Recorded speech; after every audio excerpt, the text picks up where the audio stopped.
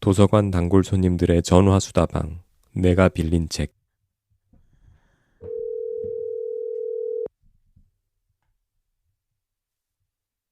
안녕하십니까. 도곡정보문화도서관 단골 손님 김민식입니다. 안녕하셨습니까. 성북 길빛도서관 단골 손님 박동훈입니다. 아침이라 발음이 꼬이네요. 그렇지. 꼬이네. 생각해보니까 나는 저기 부산 국회도서관 단골 손님 김민식이라고 할 걸 그랬구나. 뭐 단골은 아니고 그렇지. 뭐라 그러지? 아니 근데 1년에 한 번씩 가면 단골 아닌가? 그래 북한이란다. 어? 왜 이러지 오늘 아침에? 참고로 저희가 지금 아침 5월 18일 오전 6시에 지금 이제 서로 전화 통화를 하다 보니까 조금 꼬이고 있습니다. 예, 국회. 예.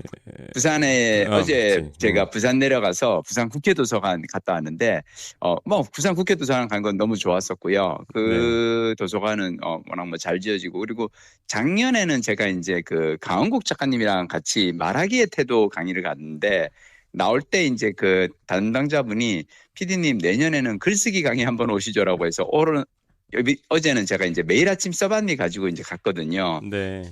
그래서 이제 나오면서는 어제도 반응이 너무 좋았어요. 나 항상 느끼는데 도서관 강의는 가면 너무 좋아. 이게 나의 딜레마예요.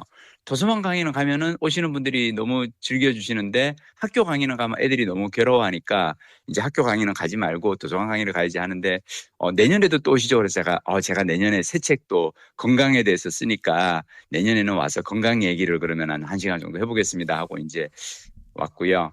어제 좋았던 건 뭐냐면 도서관도 좋지만 사실은 제가 부산에 이렇게 한 번씩 가잖아요. 네. 그러면 기차에서 강제 독서 시간이 왕복 6시간이 마련이 되지 않습니까? 네. 그래서 제가 어제 잠깐만, 이게 페이지가 몇 페이지야?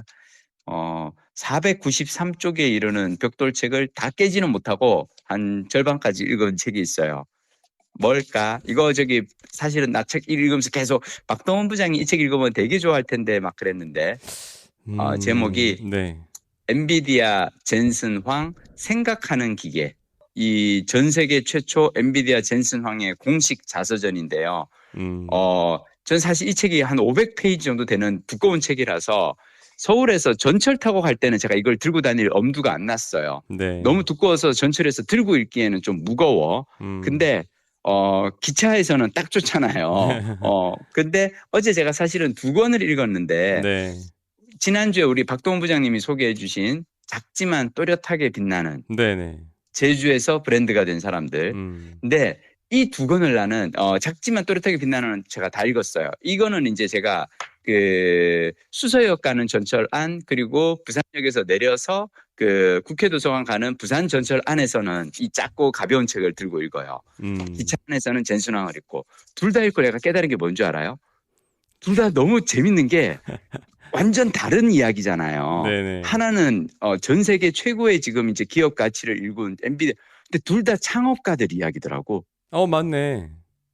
둘 다 창업가들 이야기고, 이 창업기가 색깔이 완전 다른 두 이야기인데 이렇게 보다 보면은 둘 다 공통점이 있어요. 뭔지 알아요?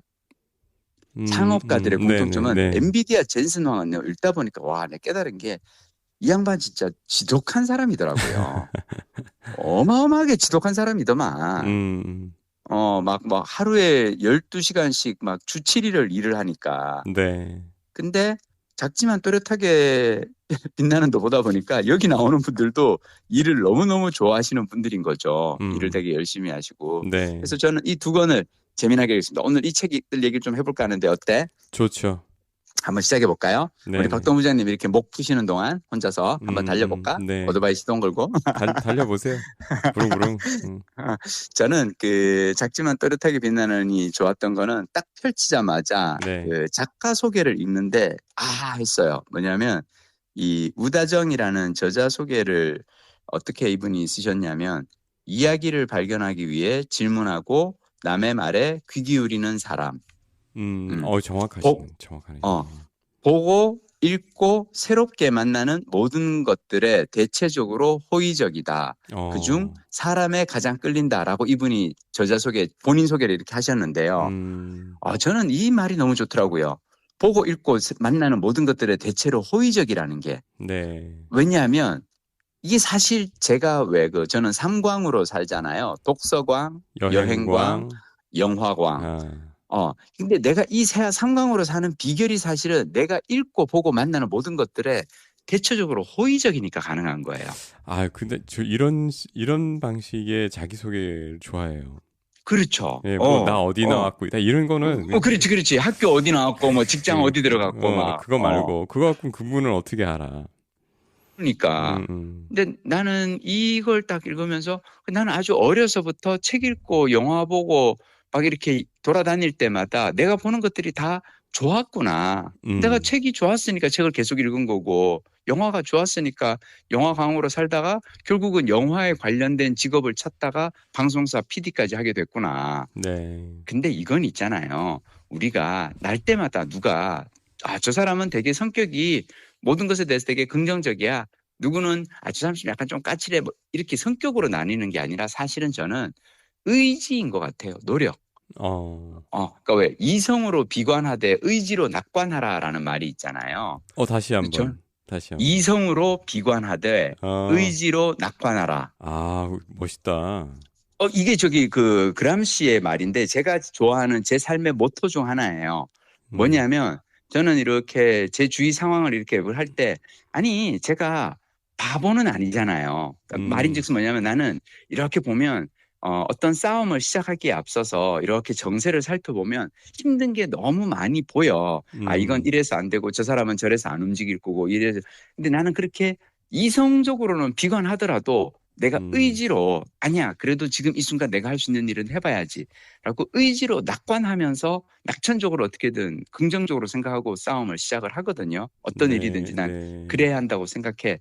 근데 이게 저는 창업가의 자세라고 생각해요. 그러니까 창업가가 절대로 모든 것을 그냥 낙천적으로 보는 사람이 창업가가 아닌 거예요. 젠슨왕도 그렇고 여기 나오는 사람들 다 보면 왜 막 보면 이건 이래서 안 되고 왜 지난주에 우리 박동진 소개해 주셨듯이 제주도에서 올리브 하시는 분 카페 뭐 귤 펜션 이 세 개를 피하라고 왜냐면 이분은 그걸 피하라고 했던 건 뭐냐면 이분이 꼼꼼히 따져본 거잖아요. 네. 그러니까 이성적으로 냉정하게 이렇게 살펴보고 뭐가 힘든지는 살펴보되 그다음에 이제 의지로 이제 관철해 나가는 거지. 맞아요. 이 첫 번째 사례가 딱 이 말에 들어맞는 창업가예요.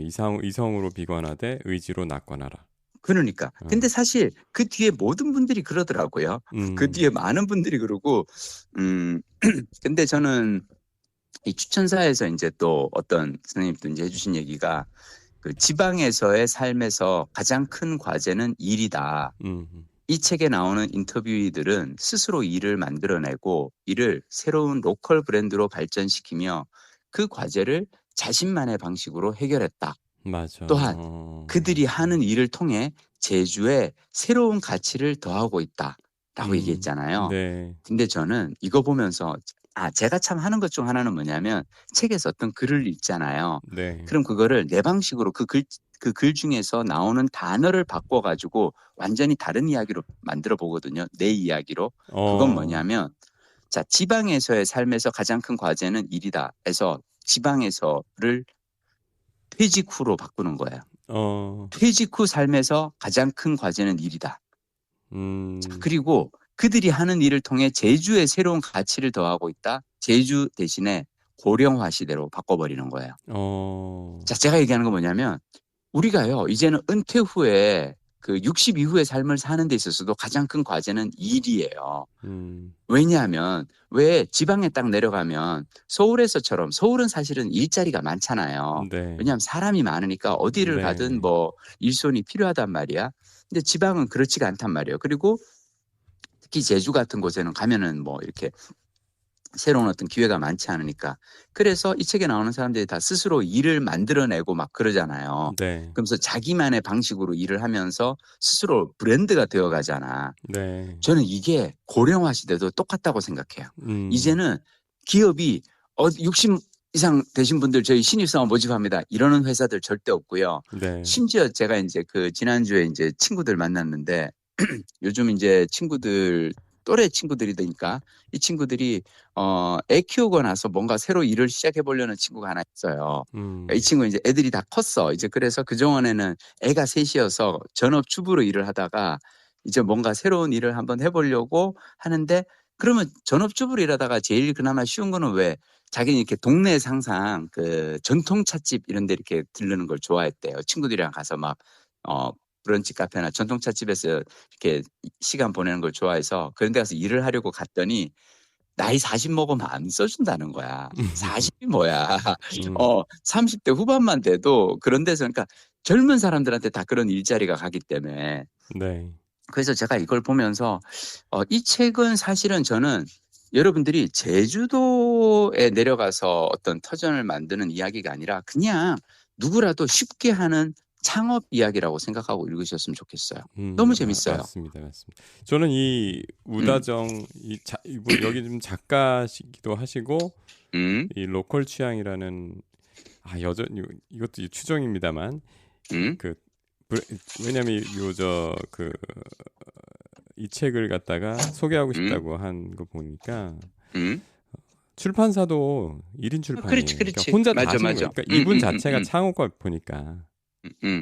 그런데 제주에서 이번에는 이렇게 하셨지만 음, 다음에는 뭐 다른 그 지역 또 음. 다른 카테고리를 잡으셔서 이런 작업을 계속 하셔도 될 것 같더라고요. 그러니까 이 출판사 이름을 로컬 취향이라고 지으신 거 보니까 음. 지역을 여기저기 바꿔가면서 계속 이런 작업을 하지 않을까 하는 그런 추정도 해봅니다. 네, 나는 죄송하지만 박동부장님 얘기에 살짝 네, 이제 어깃장을 놓자면 네, 네. 저는 이게 그 일에서 가장 큰 행복 중 하나는 직주 근접성이거든요. 직주 근접.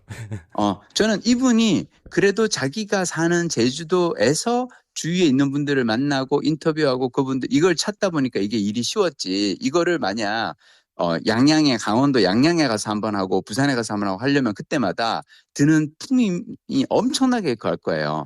저는 그래서 오히려 이거는 각 지역에서 그 지역에서 하는 출판사에서 이거를 해도 난 될 것 같다고 생각해요. 그러니까 꼭 이분이 하시는 게 아니라, 그렇죠. 그렇죠. 그렇죠. 거기 그렇죠. 어느 지역에 이제 뿌리 박고 사는 그렇죠. 누군가가 또 이런 작업을 했으면 좋겠다. 제가 말씀 절대 이제 우다정 그러네. 대표님 혹시라도 듣고 계시면 오해하지 마십시오. 아니 이거 김민식 쌤이 왜 저기 자신의 이 저거로 갖다 그게 아니라 제가 얘기하는 건 저는 오히려 우다정 쌤은 이 제주에서 다른 일들을 저는 계속 하실 수 있을 것 같아요. 맞다, 이번에는 맞다. 이 5명, 6명인데 왜냐하면 이분이 제주도에서 사시잖아요. 내가 음, 얘기하는 건 뭐냐면 이 책의 저는 핵심은 그거예요. 일을 어떻게 하면 편하고 쉽게 할 수 있을까, 즐겁게 할 수 있을까를 방법을 다들 찾는 건데 네. 방금 박동 부장님 얘기대로 하면은 서울까지 아니면 이 저기 다른 지역으로 출장을 계속 다니면서 일을 해야 된단 말이야. 그거는 다른 지역 출판사 분들이나 다른 지역에서 브랜드가 되신 분들이 이걸 하시면 된다고 저는 생각을 하고 저는 이게 무슨 얘기인지는 알겠죠? 내가 왜 이러는지는 알겠지? 맞아요, 맞아요. 근데 나는 사실은 우리 이제 지난번에는 참 이게 인생이 진짜 재밌다. 내가 저기 금요일 날 그 석촌호수 이렇게 산책을 갔는데 네. 하필 이제 비가 온 거예요. 음. 그래가지고 비 많이 왔어.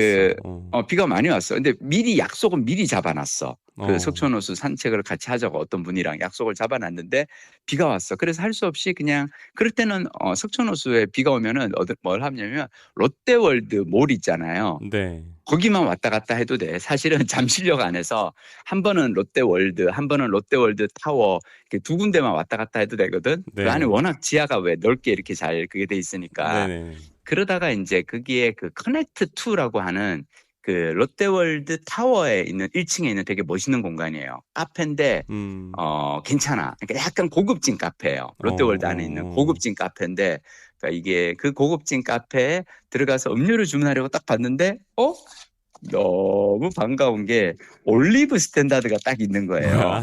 그러니까 뭐냐면 그 왜 이제 올리브 스탠다드에 이정석님의 사진이 딱 그 메뉴판에 이렇게 그러니까 왜 요즘 메뉴판은 왜 저기 그 태블릿으로 해서 이렇게 화면이 바뀌잖아요. 지금 그러니까 여기 말씀하시는 여기가 그 작지만 또렷하게 빛나는 우리 방금 말씀 나눈 그 음, 음, 책의 음, 그 첫 음. 번째 그렇지. 아니 인터뷰가 우리 그분이에요. 지난주에 우리 그 네. 박동 부장님이 소개해 주신 그 이야기거든요. 근데 그 주인공인 올리브 스탠다드 그분이 만든 올리브로 만든 그 올리브 밀크티가 있는 거예요. 야, 이분 진짜 부지런하구나. 그러니까 이분이 뭐냐면 딱 보고 그러니까 서울에서 핫플레이스 잠실 롯데월드 타워에 어떤 핫플레이스 카페가 있는데 여기에 내가 이분이 직접 개발한 음료를 이제 그랬고 그리고 그 핫플레이스 입장에서는 커넥트 투 입장에서는 이건 되게 괜찮은 게 우리는 그냥 뭐 이렇게 프랜차이즈 카페들이 아니에요. 커넥트 투의 가장 큰 그거거든요. 우리는 스타벅스나 뭐 이렇게 커피빈처럼 그 업체에서 개발한 메뉴를 이렇게 일괄적으로 하지 않아요. 우리는 독특한 메뉴를 우리는 제공합니다. 손님분들께. 그래서 딱 일을 한 거예요. 근데 이 스토리가 되잖아요. 네. 이 올리브는 수입산이 아니라 국내에서 제주에서 로컬 농부가 직접 만들어서 보낸 겁니다. 이렇게 되니까 나 그래서 너무 신기한 거지. 내가 책으로 읽고 있는 그 책에 나오는 그 이 분의 어떤 이걸 내가 맛볼 수 있으니까.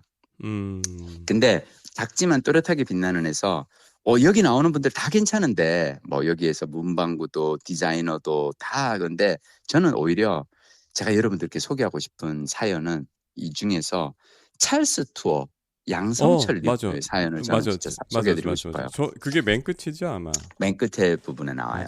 저 이거 한번 적어뒀어요. 뭐라고 적어뒀어요? 아니, 내가 한번 가보려고. 실은 내가 다음 주에는 제주도잖아요. 네. 제가 다음 주는 이제 제주도 갈 일이 있어서 저도 이분 여행 상품 무조건 가려고 검색을 했는데 하필 내가 가는 그 기간에는 그 투어가 없더라고. 참고로 찰스 투어는 제주도에서 이제 이 개인 투어를 하시는 분이잖아요. 네. 근데 저는 이분을 보면서 우리 이제 청취자분들 가운데 아이들 키우시는 학부모님들 있으면은 제 얘기 한번 들어보세요. 이분이 뭐라 그러냐면 원래 부산에서 나고 자랐어요. 그러다가 21살에 경호 일을 하면서 사회생활을 시작을 했어요. 네. 왜냐? 경호는 그냥 특별한 어떤 막 지식이나 그냥 좀 일단 그냥 몸 건강하고 딱 그거잖아요. 저 사실 프로 PD로 일하면서 제가 막 커다란 행사할 때마다 연예인 경호 이렇게 보거든요. 일단 연예인 경호의 가장 중요한 것 중 하나는 성실함이에요.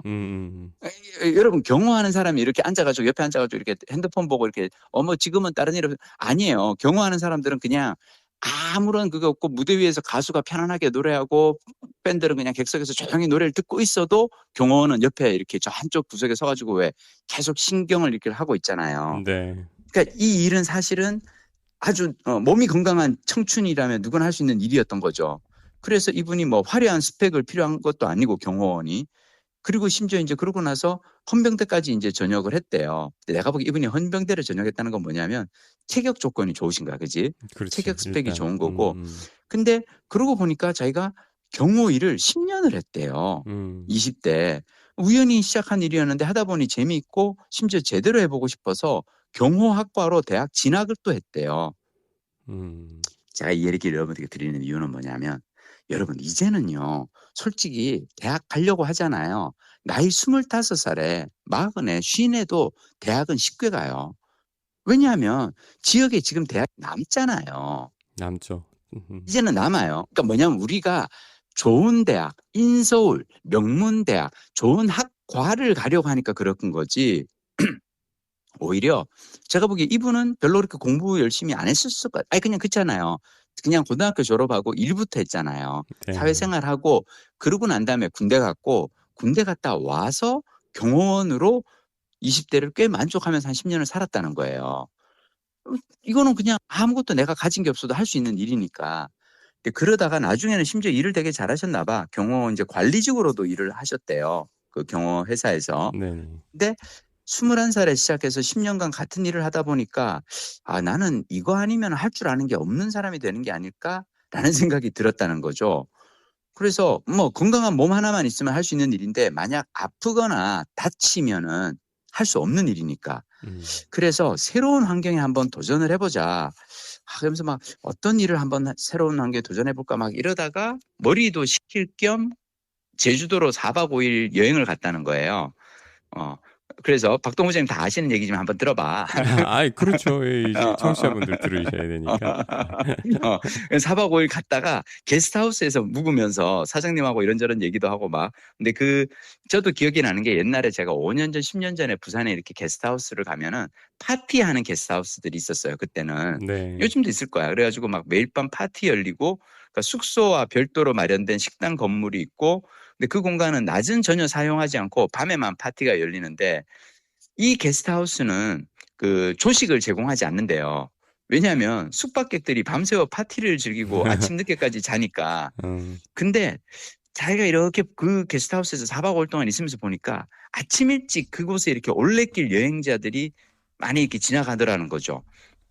그리고 그 중에는 자기네 그 게스트하우스 숙박객도 있고, 근데 그분들이 아침에 식사를 거르고 이렇게 떠난다는 거야. 음, 맞아. 나도 그래요. 내가 이렇게 제주도 올레길 걸을 때마다 제일 아쉬운 건 뭐냐면 제주도에는 아침 7시에 조식을 할 만한 곳이 없어요. 맞아요. 서울은 왜 직장인들이 있으니까 어딜 가나 아침 해장국 있지. 6시에 음, 해장국집이나 김밥 천국이 있잖아요. 네. 근데 제주도에는 아침 일찍 그렇게 출근하는 사람이 없으니까 특히나 이렇게 올레길은 약간 한적한 떨어진 이렇게 그 지역에 있다 보니까 그러니까 근데 이분이 되게 안타까운 게 아침을 거르고 물론 편의점 가서 이제 뭐 삼각김밥 먹고 라면 컵라면으로 때우면서 걷겠지. 근데 아침에 막 4시간 5시간 걷는데 저렇게 빈속으로 출발하는 걸 보고 이분이 안타까워서 사장님한테 가서 얘기하는 거예요. 게스트하우스 사장님한테.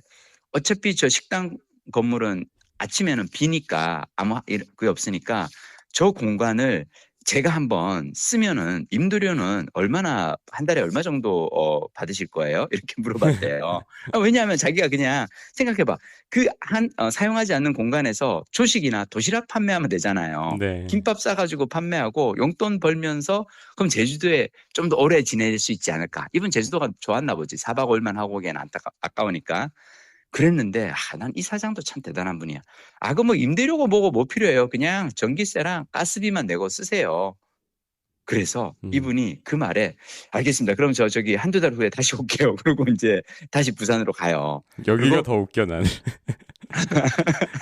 이 뒤에 펼쳐지는 게 더 웃겨. 얘기해봐. 아니, 이분, 음, 그래가지고, 어. 조식 식당을 하기로 한 거 아니에요. 그렇지. 근데 자기 요리할 줄 모르는 거예요, 사실. 그렇지. 그러니까 바로 어. 한식 학원 가가지고 조리사 자격증을 그렇지. 따. 그러니까 이분을 맞아. 보면 무슨 어. 문제를 관찰하면, 그러니까 문제 정의가 되면 바로 액션에 들어가더라고요. 여러분, 음, 이분이 이게 왜 되는 줄 알아요? 왜 될까요? 21살에 어, 돈을 벌어 봤잖아요. 어, 그리고 일을 먼저 해보고 필요한 기술은 익힐 수가 있구나. 음, 내가 경호로 처음에는 아르바이트처럼 시작했겠지. 음, 근데 하다 보니까 아르바이트는 왜죠? 그냥 뒤에 이렇게 풍광처럼 이렇게 서서 그냥 경광봉 이거 저기 휘두르면서 사람들 막아기만 해도 되잖아요. 네. 근데 내가 이 경호 일을 제대로 하려면은 대학 진학을 해야겠네. 하니까 대학 가는 것도 쉬웠던 그렇지. 거야. 문제부터 문제부터 그걸 부딪히고, 해보고, 그 다음에 해법 그냥 가는 거예요. 그렇지. 내가 여기, 마침 얼마나 좋아. 게스트하우스 사장님이 여기 저기 네가 그냥 전기세하고 가스비만 내고 그거 쓰세요라고 했더니 그럼 내가 식당을 차릴 수 있겠네. 임대료 없이. 그러면 내가 한식 조리사 자격증은 학원 가서 따면 되지.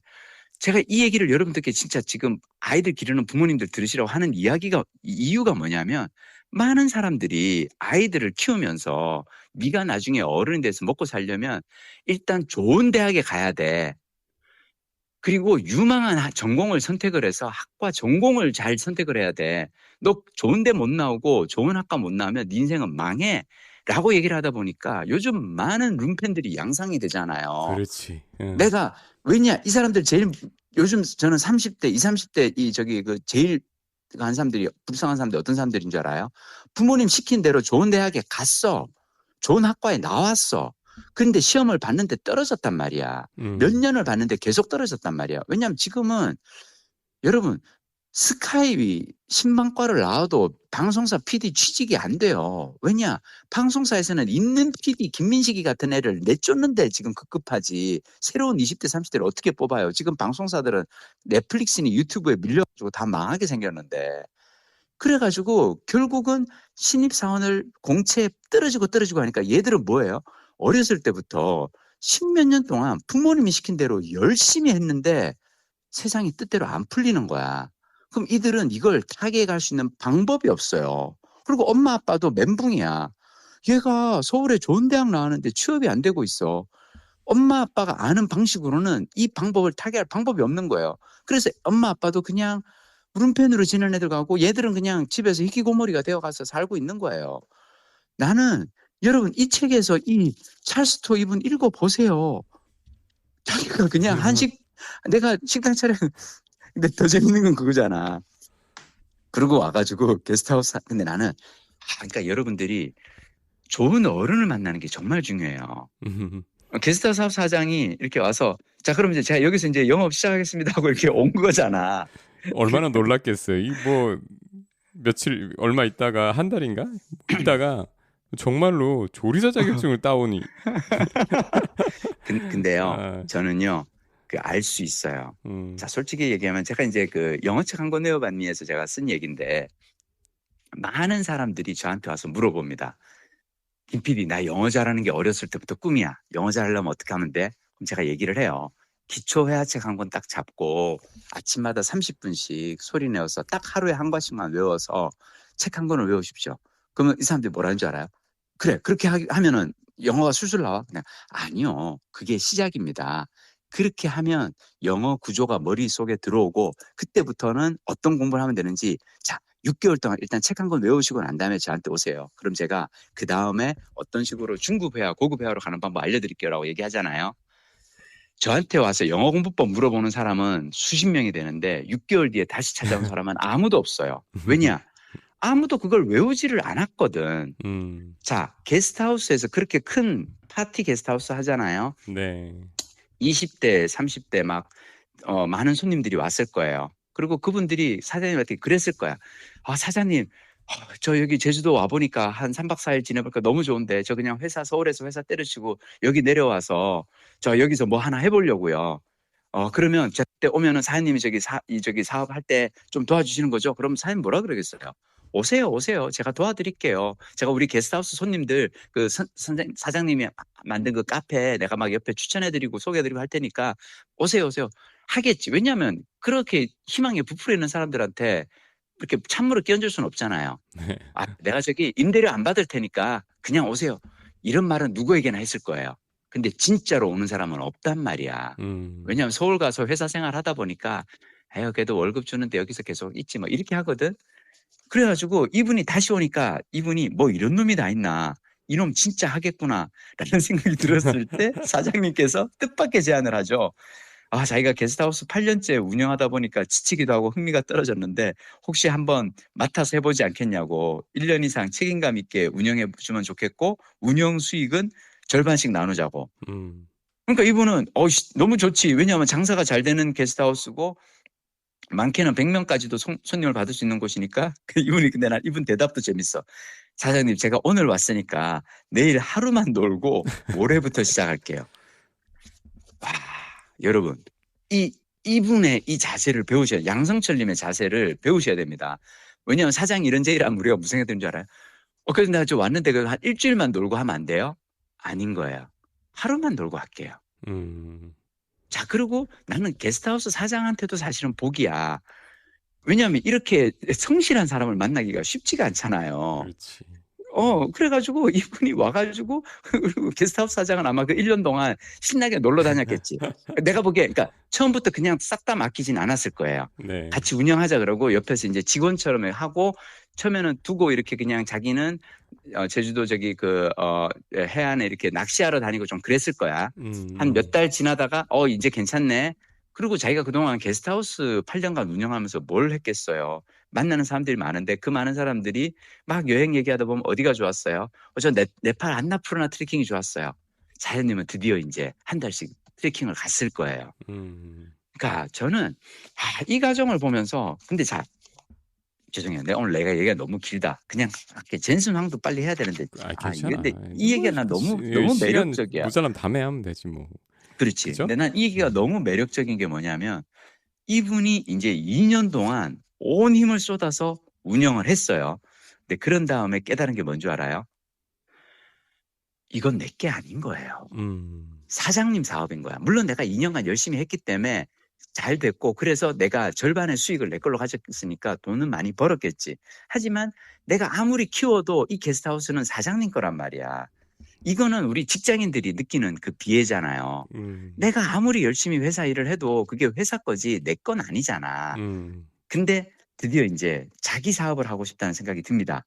근데 그때쯤 이분이 게스트하우스 제주도에서 게스트하우스 2년 하다 보니까 딱 느낀 게 뭐냐면 제주도에 여행 오신 분들의 불편함이 있는 거야. 뭐냐? 또 다른 불편함을 또 발견하신 거지. 해결할 그렇지, 문제. 그렇지. 해결할 문제 바- 보이면 이분은 보이는 거지. 액션을 하지 않으면 안 되는 성격인 것 같아. 그렇지. 그러니까 바람이 부는 날은 바람 때문에, 비 오는 날은 비 때문에, 버스 배차 간격이 길어서 시간을 맞추기 어려워서 등의 이유로 제주 여행에 대한 만족도가 낮더라는 거죠. 자, 제가 1년 12달 제주 여행을 예전에 왜 제가 한번 했었잖아요. 네. 그러면서 그 시절에 2021년에 이제 제가 1년 12달 매달 한 번씩 제주도로 가면서 제가 했던 게 뭐냐면 1월 달에는 성산포, 2월 달에는 서귀포, 3월 달에는 모슬포 딱 한 곳에 가서 3박 4일 동안 그 주위만 돌아보고 그 주위에 있는 올레길만 한 3-4코스 되니까 걷고 오거든요. 왜 제가 이렇게 했냐면 제주도는 가서 그 전체를 돌아보려고 하면 3박 4일 동안 전체를 돌아볼 수가 없어요. 혼자서는. 버스를 타고 내가 서귀포에 있으면서 저기 그 섭지코지 성산 일출봉 보러 가려면 버스가 한참 걸린단 말이야. 네. 근데 이분이 발견한 건 뭐냐면 그거는 나 같은 은퇴자들은 그렇게 한가하게 한 지역만 보고 오면 되는데 막 몇 년에 한 번 태어나서 처음으로 제주도에 왔단 말이야. 그랬더니 사람들이 야 성산 일출봉은 꼭 봐야지. 성산 일출봉도 가고 싶고 제주도에 왔으면 오름 투어도 한번 해야지. 그래, 오름도 한번 오르고 싶고, 다랑시 오름도 가고 싶고. 근데 이거를 하기에는 교통편이 없는 거죠. 이거를 이분이 그런 혼자 온 여행자들을 위해서, 제주도에서 로컬 투어를 만들잖아요. 네. 그게 이제 찰스 투어예요. 여러분들이 나중에 한번 인터넷에 검색해 보세요. 이 상품이 되게 매력적인 상품이 많아. 찰스 투어가 있고, 근데 난 이분이 이걸 왜 만드는지 난 알 것 같아요. 이걸 왜 만드는지 알아요? 여러분 제가 왜 지난번에 오사카 프리워킹 투어 하면서 얘기했잖아요. 아르헨티나에서 온 이주 노동자가 오사카에서 영어로 하는 프리워킹 투어 진행하더라고. 네. 뭐냐면 몸뚱이 하나로 할 수 있는 일인 거예요. 자, 봐봐요. 여러분이 제주도에 가서 펜션, 카페, 귤, 농장 하려면 셋 다 부동산이 필요해요. 자본이 있어야 되지. 자본이 있어야 돼요. 근데 내가 나이 30에 아무 자본 없이 내 몸뚱이 하나만 가지고 할 수 있는 아이템을 이분은 찾은 거예요. 저는 진짜 안타까운 게 요즘 20대, 30대 분들 중에서 취업이 힘들어서 너무 이렇게 사회에 대한 어떤 세상에 대한 울분을 키우면서 사는 분들이 많거든요. 네. 저는 그분들의 울분을 이해해요. 그분들은 속은 거야. 부모님이 너 이것만 하면 돼. 어렸을 때부터 너 열심히 이것만 하면 돼서 진짜로 어렸을 때 놀고 싶은 거 안 놀고 하고 싶은 거 다 안 하고 참고 뭔가를 해왔는데 막상 세상에 나갔더니 한 5년 넘도록 세상에서 계속 나에게 하는 이야기는 난 당신 필요하지 않아. 우리는 너 필요 없어. 오지 마, 오지 마. 이런 거절의 메시지만 계속 받다 보니까 사람들이 좌절하는데 양성철님처럼 그냥 몸뚱이 하나만 가지고 할 수 있는 일이 있어요. 나는 이분은 분명히 아마 경호도 아르바이트처럼 시작했을 거야. 그냥 머리수 채워주려고. 근데 하다 보니까 내가 이거 좀 전문적으로 해야겠네 싶어서 경호학과를 갔고 나와서는 관리직까지 가고 열심히 했으니까 번아웃이 올 거예요. 그래서 번아웃이 왔기 때문에 4박 5일 제주도로 간 거고 그랬기 때문에 거기에서 기회를 발견하는 거예요. 자, 작지만 또렷하게 빛나는 이 책에 나오는 이 제주도에서 브랜드가 된 사람들의 모든 사람들의 공통점이 뭔지 알아요? 다들 서울에서 일하다가 지친 사람들이었어. 그렇지 않아요? 그렇지. 뭐 대부분의 이쪽 얘기는 그렇잖아요. 서울에서 일하다가 막 서울에서 이 오르는 그 집값, 그 부동산 막 이런 그리고 저기 학원 데려다 주고 막 이런 걸 하다가 여기에 지쳐가지고 제주도에 갔는데 거기에서 새로운 삶의 대안을 발견을 하신 거죠. 그죠? 근데 젠슨황도 마찬가지예요. 제가 젠슨황 읽으면서 했던 생각은 뭐냐면 진짜 치열하기로는 끝판왕이구나. 독한 근데요. 사람, 독한 사람. 진짜 독한 사람이고 여러분 음. IT 기업을 창업하는 것도 그렇고요. 제주도에 가서 장사하는 것도 그렇고요. 그냥 어디에서든 치열하게 하는 사람이 내려가서 그것까지 하는 겁니다. 그러니까 절대 쉬운 거 없어요. 그냥 나 서울에서 그냥 힘드니까 그냥 제주도 가가지고 펜션이나 하나 할까? 쉽게 생각할 건 없고 다만 이제 우리가 이성적으로 비관하되 의지로 낙관하면서 가는 거죠. 내가 준비한 얘기 여기까지만 하자. 너무 길다. 아, 저기 그 젠슨 황은 그럼 다음 주로? 제가 젠슨 황을 지금 고민이 뭐냐면 네. 이 책이 너무 무거워가지고 아니 이걸 내가 들고 제주도에 갈 수가 없단 말이야. 다음 주에 제주도에서 내가 방송할 수가 없고 그러면 젠슨 황은 한 주 6월 걸러서 1일 날 해야겠다. 한 주 6월 걸러서 1일 날. 하세요. 그래. 어. 그때까지 제가 이거 다 읽을게요. 지금 어차피 중간까지 읽었으니까 네. 저도 기왕이면 책을 다 읽고 소개하는 게 좋으니까. 근데 젠슨 황은 읽으면서 계속 하는 생각은 우리 박동 부장님이 이 책을 읽어야 되는데 내가 요거 책 잘 보관해뒀다가 나중에 박동 부장님 만날 때 이 무거운 걸 내가 들고 갈게. 잠깐만, 지금 이 뻐꾸기 소리 안 들리시죠? 안 들려. 뭔데? 내가 지금 중간에 뻐꾸기 소리를 틀었는데 이게 우리가 같은 장소에서 녹음을 하면 응? 이게 모니터링이 될 텐데 우리 전화로 연결돼 있어가지고 응? 뭔데? 이게 뭐냐? 그러니까 안 들리시는데 제가 사실 어저께 그 산행을 좀 다녀왔어요, 아침에. 응? 그래서 녹음한 뻐꾸기 소리, 새 소리를 지금 밑에 살짝 깔아드리고 있었어요. 이야, 또 그런 또 그게 있구나. 근데 이제 어차피 그 앞에 얘기 너무 길어져서 우리가 잠깐 쉬어가는 의미로 했는데 이 뻐꾸기 소리는 제가 이거 녹음 끝나고 뒤에 한번 다시 달아드리겠습니다. 알았어. 근데 어떻게 뻐꾸기 소리를 녹음하게 이거 됐어? 저기 얘기해봐. 어디를 갔는데? 어저께 금요일 날 비가 왔잖아요. 응. 저는 비 온 다음 날 등산하는 게 최고라고 생각을 하거든요. 왜? 길 미끄럽고 위험하지 않나? 비가 이제 그치고 나면 일단 하늘이 맑게 깨끗하게 씻기고 그 다음에 이 계곡에는 유량이 늘어나 있고 그리고 이 피톤치드 그게 확 살아나는 느낌이 상쾌한 느낌이 더 들어서 이건 놓칠 수 없다. 그래서 어저께 6시쯤 눈을 일어나서 비가 겠길래 가야지. 그리고 주선 좀 챙겨서 제가 뭐 멀리 가겠습니까? 일찍 와야 되는데. 우리 예전에 갔던 그 옥천암 기억나세요? 그 코스 좋았어. 예, 홍제동 쪽에 있는 옆에 이렇게 옥천암, 그 계곡 따라 이렇게 쭉. 그 작은 그 절이 있고. 근데 거기 옆에서부터 시작하는 그 길 이름이 또 그게 무슨 저기 그 서대문구 둘레길 말고? 아니 예. 그 무슨 자락길이잖아요. 그 안산 자락길? 안산 자락길 아니고 하여튼 옥천암에서 시작하는 뭐뭐 자락길입니다. 서대문 자락길? 네, 서대문 아니에요. 어쨌든 글로 갔는데 그래서, 지난번에는 거기를 이제 동그랗게 돌아서 그 홍제역 쪽으로 신락 어린이공원 홍제동 쪽으로 내려왔었어요. 근데 저는 또 한 번 간데 다시 가는 거 별로 안 좋아하잖아요. 뭐 계절 바뀌어서 다시 가면 좋죠. 근데 저는 항상 좀 새로운 데 가고 싶어 해가지고 이렇게 우린 그때 한겨울에 갔었어. 네, 중간에 그 탕춘대성이 나오더라고요. 북한산 자락길 7코스 쪽으로 올라갈 수 있어요. 그러니까 북한산 둘레길. 자락길과 북한산은 둘레길이지. 예, 북한산 둘레길 7코스. 이 가깝게 이제 위치하고 있는데 그래서 요 자락길을 가다가 탕춘대성 쪽으로 올라간 거예요. 그 탕춘대성이 뭐냐면 이 북한산성 그러니까 서울 성곽이 있잖아요. 그리고 북한산에도 성곽이 있잖아요. 그 두 개를 잇는 그런 성이라고 하더라고요. 중간에 가다 보니까 성벽이 길게 계속 나오더라고요. 높지 않은 성벽인데. 그래서 그쪽까지 가니까 이게 서울인데도 되게 깊어요, 산이. 느낌이 깊은 느낌이 나고 거기서 갑자기 뻐꾸기가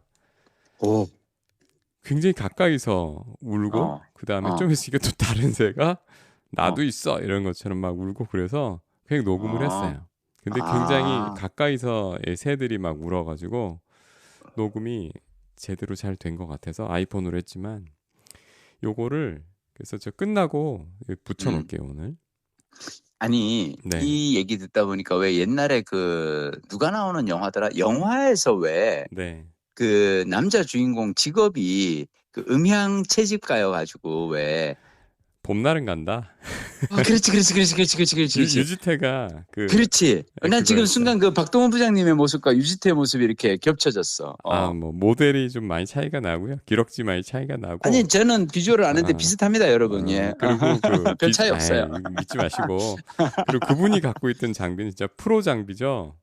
그렇지 이렇게 혼자 이렇게 왜 갈대숲에서 이렇게 마이크 들고 이렇게 서 있잖아. 마이크에 막 털 쫙 있어가지고 맞아. 잡음 걸러주고 하는 건데 저는 그냥 아이폰.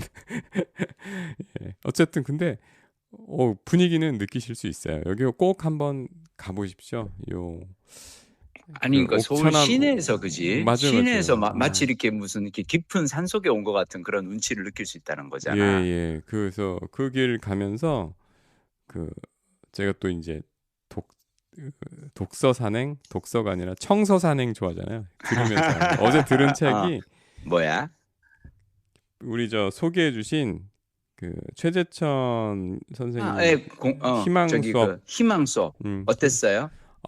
지금 한 70% 정도 들었어요. 이게 오디오북은 나와 있지 않고 저기 전자책을 듣기 모드로 해서 했는데 근데 들어서 읽으려면 눈으로 보시는 것보다 한 두 배 정도 걸려요. 그래서 맞아, 속도가 오래 걸려. 한 70% 정도 읽었는데 되게 좋고 저것도 이거 우리 애가 꼭 읽었으면 좋겠다라는 책인데 저는 지금까지 읽은 부분 중에서 가장 인상적이었던 게 사실 뭐야? 최재천 선생님 인상적인 부분 기억하고 싶은 부분 되게 많지만 최재천 선생님께서 유학 가시게 된 과정을 저 책에 굉장히 디테일하게 풀어놨어요.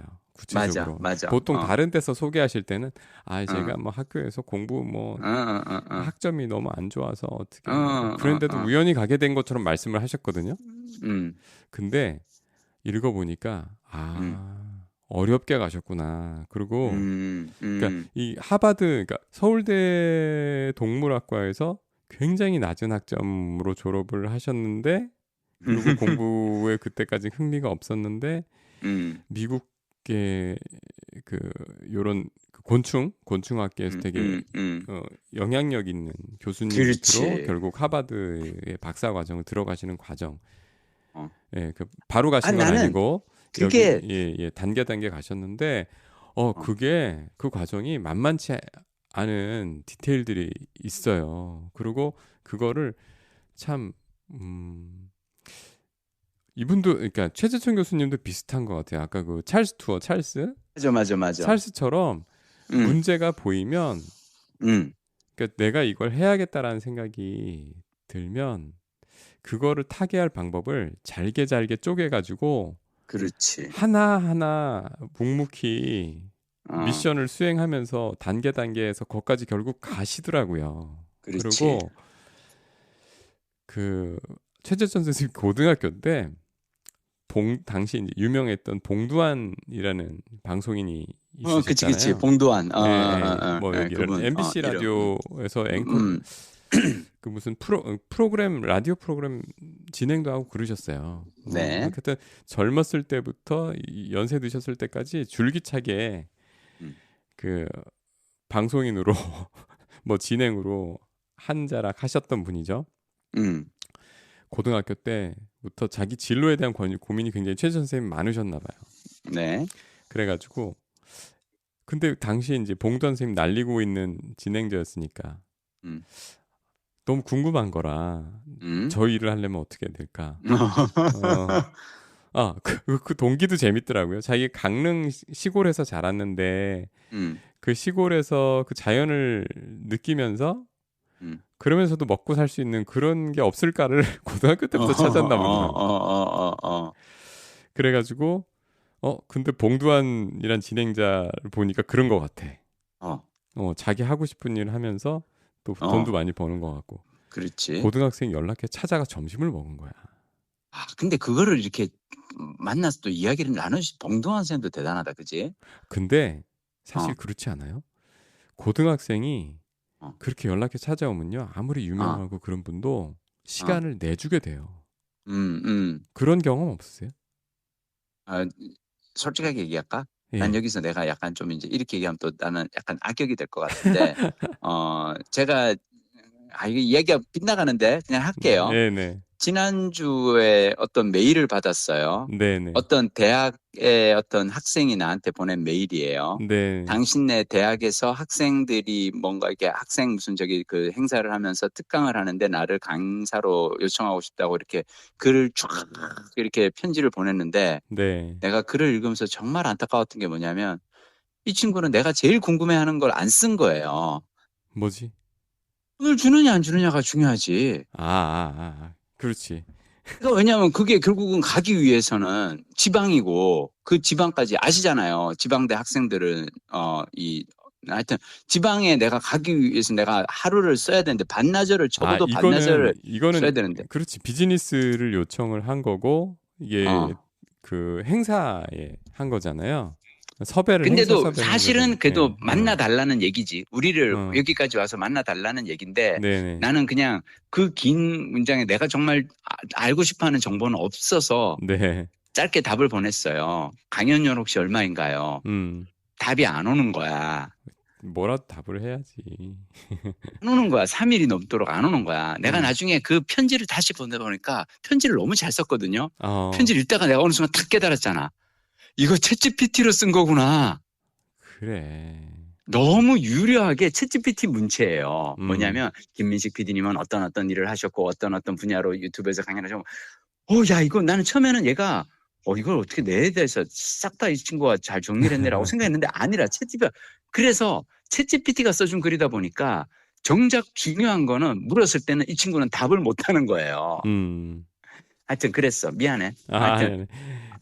약간 저기 사실 이제 그 서로 다른 입장이고 그리고 이제 그거는 이제 비즈니스로 한 거고 하여튼 봉도한 쌤은 만나 주셨어. 예, 정말로 제 진심을 보여서 만난 거지. 만나서 그랬어. 그런 하거나 또는 저 최 선생님이 원래 시인이 되고 싶었는데 시인의 삶이 궁금한 거예요. 정말로 가서 시인을 찾아가서 만나요. 그러니까 최재천 선생님은 자기가 그 진심을 자기가 힘을 들이고 노력을 들여서 자기 위치에서 굉장히 힘든 일을 갖다가 한 거예요. 예, 그러니까 이제 상대방들이 호응을 해줬어요. 더 웃긴 거 있어. 외교관도 외국에 그렇게 자기가 좋아하는 외국에 막 돌아다니는 여행도 하고 그런 직업이지 않을까 싶어가지고 외교관을 또 따라다녀. 따로 다녀봐 실제로 하루를. 그리고 결정적으로 이 학계의 최고 권위자인 그 윌슨 교수님 하버드 대학교의 그분 그 밑에서 박사 과정을 하기 위해서 10시간을 운전을 해서 만나러 갑니다. 가는데 맞아. 나 그 대목 재밌었어. 난 15분밖에 시간이 없으니까 맞아. 15분만 얘기를 하자. 나 지금 교수 얘기가 잡혔어요. 갑자기 정말 미안해. 급하게 교수 얘기가 잡혔네. 그래가지고 15분 동안 얘기하는데 또 심지어 앞부분에 14분은 쓸데없는 얘기를 막 하는 거야. 윌슨 교수님이 자기가 한국에서 온 학생이라니까 자기가 한국에 대해서 궁금한 걸로 14분을 써버려. 그렇지. 막 노트 코리아 어떻게 해요? DMZ에서 요즘 막 군사 충돌 있고 그런 거 같던데 막 이런 거 물어보고 있으니까 그래서 10시간 운전해 오고 그리고 유명한 교수님이라 사실 이런 만남을 잡는 것도 힘들었는데 그렇지. 그런데 13분을 그렇게 쓰니까 이 2분 동안 자기가 왜 왔는지를 내가 이렇게 어렵게 이렇게 왔으니까 내 얘기도 2분 들어주셔야 된다. 이렇게 한번 못을 받고 거기서 이제 자기를 보여주죠. 어필하니까 결국 3시간을 윌슨 교수님하고 얘기를 하게 되고 그러면서 윌슨 교수가 하는 얘기는 실은 나는 이렇게 누가 날 찾아오면 갑자기 일이 생겼다고 하고 무조건 15분만 준다. 왜냐? 15분 동안 그 사람을 파악을 한다. 파악을 해서 내가 더 시간을 쓸 사람인지를 파악을 해서 그 뒤를 이어가는 거예요. 파악이 되면 그러니까 쓸 가치가 있다 그러면 3시간도 쓰는 거고 가치가 없다 그러면 웃으면서 안녕을 하는 거고. 그렇지. 그런데 그 방법 되게 좋더라. 그렇죠. 그러니까 사실 성공한 분들은 시간이 굉장히 중요하잖아요. 아니 나의 시간은 내 삶에서 가장 소중한 자원이야. 그래서 그 최재천 선생님의 수현 선생님이 마치 정말로 젊었을 때는 그냥 아무 생각 없이 살다가 우연한 기회에 좋은 기회를 얻어서 저렇게 가신 게 아니고 사실은 그런 노력의 과정들이 숨어있던 것들을 저기에 보여주셨는데 그 부분이 아까 그 찰스의 과정하고도 되게 유사한 부분이 많아요. 나는 사실 그 책 읽다가 최전 그 희망 수업에서 재밌었던 건 뭐냐면 왜 사실 이건 최전 선생님이 이전에 다른 책에서도 몇 번 했던 이야기 말씀이시긴 한데 뭐냐면 그 외국에서 되게 유명한 교수, 세계적인 어떤 권위자가 와, 학자가, 동물학자가 와. 그래가지고 아까 제가 말씀드린 거의 앞부분입니다. 유학을 가게 된 최초의 계기. 그렇지. 그래서 그 분을 이렇게 약간 수행하게 된 거야, 그죠? 한국에서는 이분인지 모르니까 이제 수행하게 됐는데 이분이 정말 유명한 무슨 교수고 박사라 그러는데 갑자기 막 이렇게 시골에 한국 시골에 어디 가가지고 막 보더니 이렇게 귀한 개구리가 다 있네. 그러면서 막 왜 여기 이런 배짱이가 있어, 이런 곤충이 있어. 계곡만 뒤지고 다니니까 계곡만 뒤지고 다니면서 막 여기에 그 계곡에 막 근데 이걸 보다 보니까 자기 어렸을 때 논 거하고 똑같은 거야. 자기 어렸을 때 강릉에서 놀면서 계곡에 가가지고 야 여기에 저기 올챙이 있어. 야 여기에 뭐 있어. 동물학자가 하는 일이 저거구나. 그냥 경치 좋은 데 가서 자연 속에서 이렇게 그 동물들 찾아다니고 그 내가 이걸 해야겠다라고 하는 거잖아요, 이분이. 자, 그래서 저는 근데 여러분들이 그래서 희망 수업도 그렇고요. 작지만 또렷하게도 빛나는도 그렇고 둘 다의 공통점은 뭐냐면 생각하고 고민하는 대신 실천하는 사람들의 이야기예요. 일단 한번 해봅니다. 맞아요. 그게 되게 중요한 것 같아요. 그리고 남들이 세상은 이렇게 돼 있고 그래서 솔루션 이거니까 그냥 따라와. 이게 아니고 자기가 하고 싶은 게 있어요. 자기가 살고 싶은 삶이 그렇지. 있고 그리고 열심히 관찰을 해서 거기 맞는 게 있어. 그럼 바로 들어가. 일단 해봐. 그러고 나서 이거를 하려면 이런 준비가 필요하구나. 이런 솔루션 필요하겠구나. 솔루션을 뒤에 준비하죠. 그땐 되게 성실하게 열심히. 그렇게 해서 자기 일을 찾고 만들더라고요. 근데 아까 그 젊은 분들 걱정 많이 한 것처럼 그분들이 정말 속았다고 생각하는 거는 누군가가 세상 이렇게 돼 있고 이런 구조고 그래서 이 솔루션이니까 묻지 말고 일단 열심히 이렇게만 해봐. 자기가 파악한 문제도 아닌데 자기에게 맞는 문제라고 자기가 결정 내리고 그 솔루션으로 들어간 게 아닌데 남이 저거라고 해서 한 솔루션을 하루 이틀도 아니고 어렸을 때부터 10년 이상 했는데 세상이 맞아요. 이게 그랬어? 누가 그랬어? 지금은 그 솔루션 아닌데 이래버리면 얼마나 허탈하고 좌절하겠어요. 제가 사실 지금 엔비디아 젠슨 황 제가 왜 지금 엔비디아 젠슨 황 생각하는 기계라고 책 제목을 길게 소개를 하냐면 그냥 생각하는 기계를 치면은 다른 책이 떠요. 근데 엔비디아 젠슨 황 생각하는 기계라는 이 책을 내가 읽고 있는 이유 중 하나는 뭐냐면 사실은 젠슨 황이 AI 산업계를 이끄는 그 여러 CEO들 가운데 가장 인공지능에 대해서 우호적이에요. 인공지능이 그리는 미래에 대해서 낙관적으로 보고 이야기를 하는 사람이거든요. 책을 보면 그게 느껴지고 저는 이 책을 제가 지금 읽는 이유 중 하나는 뭐냐면 앞으로 우리가 살아갈 시대는 완전히 달라져요. 완전히 달라져요. 인공지능으로 인해서. 근데 우리가 어렸을 때 이 산업화 시대를 살아온 우리가 부모 세대가 자식들에게 주는 거는 저는 답이 아니라고 생각해요. 우리가 살아온 삶과는 너무 다른 시대가 지금 펼쳐지거든. 그러면 저는 아이들이 각자의 방식으로 답을 찾아가야 한다고 생각하고 그래서 이제는 아이들이 스스로 생각하는 어떤 그런 훈련을 해야 된다고 생각해요. 근데 이거 쉽지 않아요. 부모님이 믿어주셔야 되고, 참, 완전히 새로운 시대더라고. 그리고 참, 그냥 마지막으로, 엔비디아 이름이 왜 엔비디아인 줄 알아요? 난 이번에 책 읽으면서 알았어. 엔비디아가 왜 스펠링이 NVIDIA잖아요. 네. 이게 뭐냐 하면 그 원래 회사 이름이 NV였던 거예요. 뉴 벤처. 그러니까 그냥 어떤 분하고 뭘 이렇게 막 얘기를 할 때, 그러니까 왜 투자자, 엔젤 투자자 찾아다니잖아요. 처음에 사업을 시작하려고 하면 가서 저희 회사에 투자해 주십시오 그랬더니 그래 알았어 하면서 너네 회사 이름 정했어? 아직 회사 이름 없는데요. 이 사람이 자기 메모장에다가 NV 이렇게 적어 놓은 거예요. 회사 이름이 없으니까 그냥 뉴 벤처, 신사업 이렇게 적어 놓은 거야.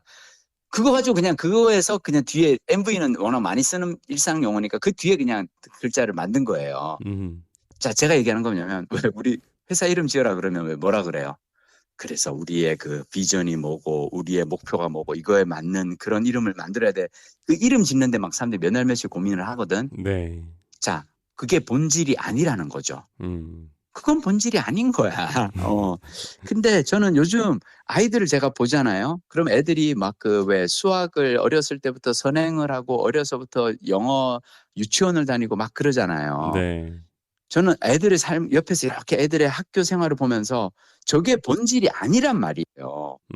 그건 아이들의 삶에서 본질이 아닌데 본질이 아닌 것에 너무 많은 시간을 빼앗기고 에너지를 빼앗기면서 살아요. 여기까지만 합시다. 내가 또 이것도 길게 얘기하면 너무 꼴통 같아. 아무튼 오늘 좀 할 얘기들이 많아서 좀 길어졌는데. 그래도 앞부분은 재밌었어, 그지? 희망차고. 그럼. 네, 저기 다음 주에 제주도 가신다고요? 다음 주에는 제주도에서. 제주도로 뵙겠습니다. 연결해야 되는 거죠? 그렇죠. 제주도로 연결합니다. 생생한 얘기 들을 수 있겠네요. 네. 예, 저기 뒤에 요 탕춘대성 알았어. 뻐꾸기 소리 깔아드리면서 인사드리도록 하겠습니다. 짝을 부르는 그 애처로운 그 소리를 이렇게 들으면서 그래, 저 조그만 새도 저렇게 열심히 사는데 누군가를 만나기 위해서 우리는 책 속에서 좋은 인연들을 계속 찾아봅시다. 예, 건강하게 다녀오십시오. 다음 주에 뵙겠습니다.